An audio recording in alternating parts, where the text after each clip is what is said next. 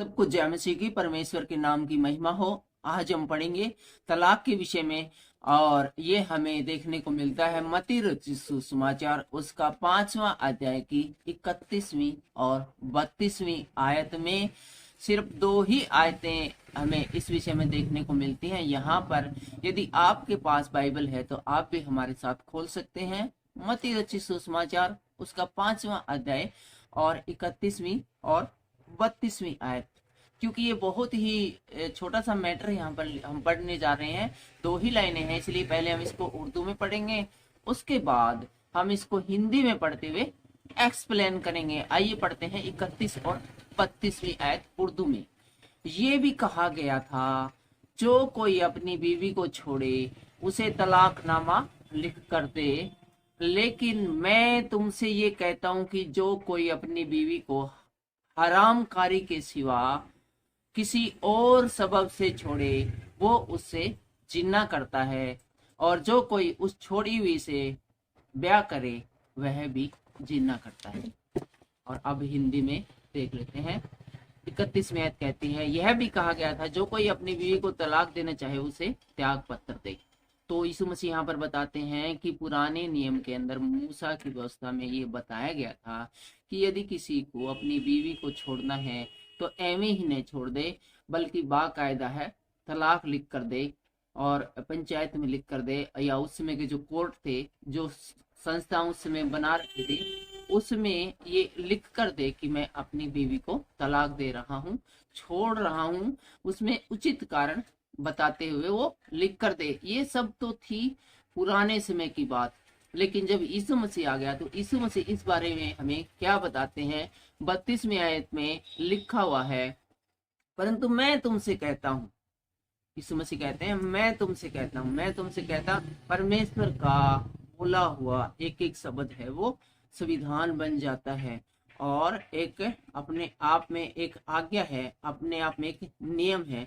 जो परमेश्वर बोलता है, स्वर बोलता है, वो हो गया। पुराने नियम में हम देखते हैं, परमेश्वर ने कहा पृथ्वी बन, परमेश्वर ने कहा आकाश बन, परमेश्वर ने कहा समुद्र बन, परमेश्वर ने जो बोला वही बन गया। इतनी तेज स्पीड से काम होता है।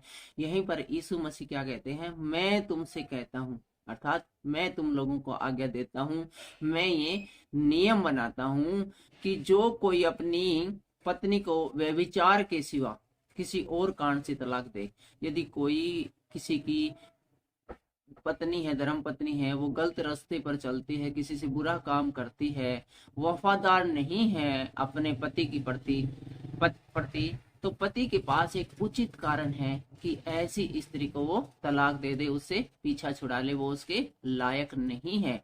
लेकिन आगे कहते हैं, तो वह उसे व्यभिचार करता है। दोबारा पढ़ेंगे, परंतु मैं तुमसे यह कहता हूं कि जो कोई अपनी पत्नी को व्यभिचार के सिवा किसी और कारण से तलाक दे तो वह भी उसे व्यभिचार करता है।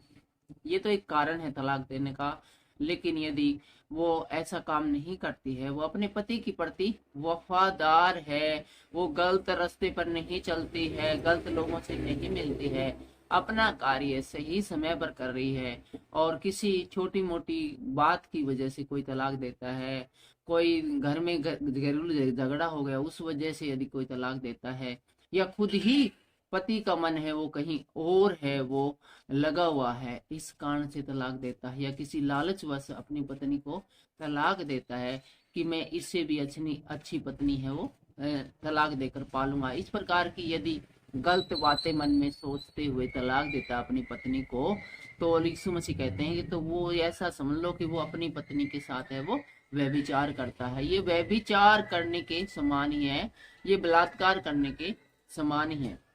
बलात्कार मतलब जबरदस्ती करना। और आगे लिखा है, और जो कोई उस त्यागी हुई से विवाह करे वह भी व्यभिचार करता है। और एक कहते हैं यीशु मसीह कि एक बार किसी ने तलाक ले लिया तो अच्छा यही है कि वो दोबारा से शादी न करे, क्योंकि पहले शादी को वो निभा नहीं पाए। शादी का बंधन है परमेश्वर की नजर में एक बहुत महत्वपूर्ण चीज है। ये एवं नहीं है, ऐसा नहीं है किसी दोस्ती की तरह नहीं कि आज दोस्त बनाया, कल किसी बात पे छोटा सा झगड़ा हुआ और दोस्ती तोड़ दी, ऐसा नहीं है, बल्कि बड़े ही इम्पोर्टेंट है और कंटिन्यू चलने वाली, लगातार पूरे जीवन तक चलने वाली एक प्रक्रिया है, पूरे जीवन का साथ है। इसलिए यीशु मसीह कहते हैं कि तलाक देते समय विशेष तौर पर सावधानी बरतने की जरूरत है। जब तक लगे कि बहुत जरूरी नहीं हो गया, पानी सर से गुजर नहीं गया, अब कोई समाधान नहीं है, अब किसी प्रकार का कोई उपाय नहीं कि इस शादी को टूटने से बचा लिया जाए, तब तक हमें तलाक से बचने की जरूरत है।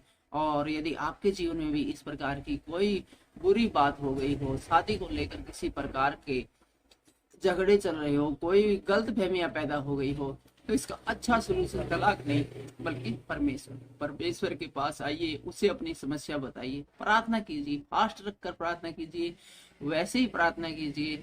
मैं आपसे आज कहता हूँ, वादा करता हूँ, परमेश्वर आपकी लाइफ को चेंजेस करेंगे, आपके घरों में जिन बदलाव की जरूरत है उन बदलावों को करेंगे, और आपके मनों को बदलेंगे, पति पत्नी के आपके दिलों को बदलेंगे, और आपका घर संसार भी है वो अच्छी रीति पर चलने लगेगा। आप तलाक के विषय में सोचेंगे भी नहीं। आज के इन वचनों के द्वारा आपका वैवाहिक जीवन है वो अच्छा बीते। इसी आशीर्वाद के साथ सबको जय मसीह की जय हिंद।